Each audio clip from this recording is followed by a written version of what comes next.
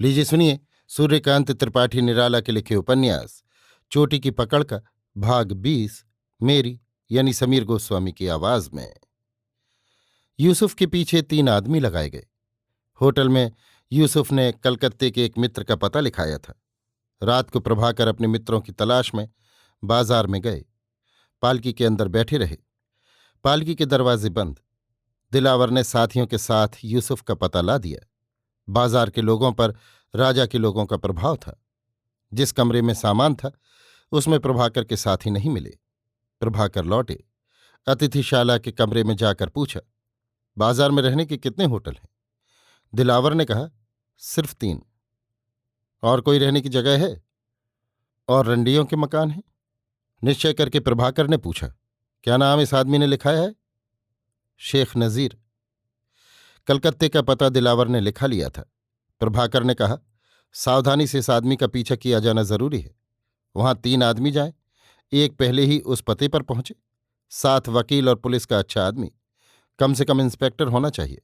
हम चिट्ठी देंगे, वकील आदमी ले लेगा। इस पते का आदमी अगर ये नहीं तो वो मिलेगा। इसके पहुंचने के पहले वहां पहुंचना चाहिए। ये भी बाद को वहां जाएगा और ये कहेगा कि वो स्वीकार कर ले कि वो यहां आया। तुम समझे? हाँ, लेकिन अगर कहकर आया होगा तो सब का सब गुड़ गोबर हो जाएगा। बड़ा नीचा देखना होगा।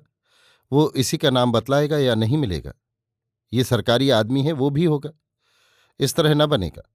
अभी आप कच्चे हैं बाबू। हम होटल वाले से कह आए हैं, कल वो इनसे इनके एक रिश्तेदार का नाम पूछेगा।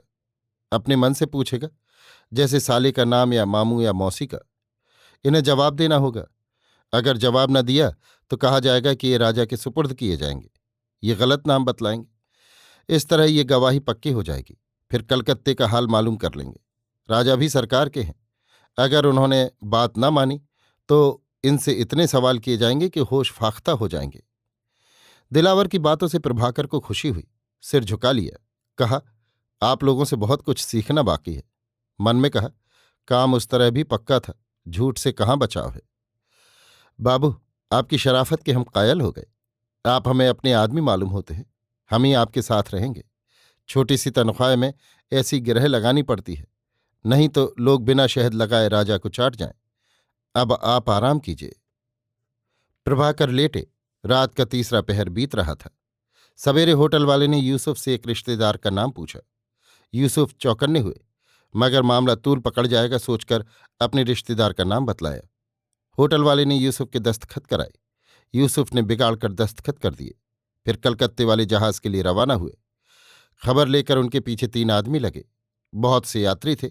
उन्हें मालूम नहीं हो सका कौन उनकी गर्दन नाप रहा है।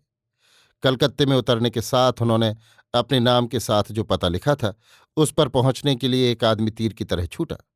पहले दर्जे की बग्घी किराए की और जल्द चलने के लिए कहा। उसके 2 साथी रास्ते पर यूसुफ को 3रे दर्जे की टूटी बग्घी ठहराते हुए देखकर पूछताछ करने लगे। कहाँ जाना है जनाब? कहाँ से तशरीफ ले आए? मतलब जवाब लेना नहीं, रोके रहना था। यूसुफ सस्ते भाव चढ़ना चाहते थे, जल्दबाजी नहीं की। एक बग्घी वाले से तय न हुआ, दूसरे के पास चले। आगंतुकों ने स्थान का नाम न सुना था, जरा देर करके आए थे। वे दूसरे के पास गए, साथ साथ ये भी गए। यूसुफ ने कहा, तालतला? हाँ बाबू, बग्घी वाले ने जवाब दिया। क्या लोगे? 1.5 रुपया। वो क्या है थोड़ी दूर पर? 1.5 रुपया बहुत है, ठीक ठीक बतलाओ। अरे साहब, हम भी साथ हो जाएंगे, क्या बुरा है? तय कर लीजिए। आप बड़े आदमी हैं, पीछे बैठिए, हम आगे पिछौड़े रहेंगे। आधा आप दीजिए, आधा हम। बात यूसुफ को जच गई। पूछा, आप लोग भी वहीं चलेंगे? जी हां, एक ने कहा। कुछ दूर और चलना है, पैदल चले जाएंगे। कहाँ से आ रहे हैं? उलू बढ़िया से। एक साथी मुसलमान था। यूसुफ मान गए। गाड़ी तय की, 1.25 रुपये की ठहरी। तीनों बैठे। मुसलमान दोस्त असल में हिंदू था, फ्रेंच कट दाढ़ी रखाए हुए।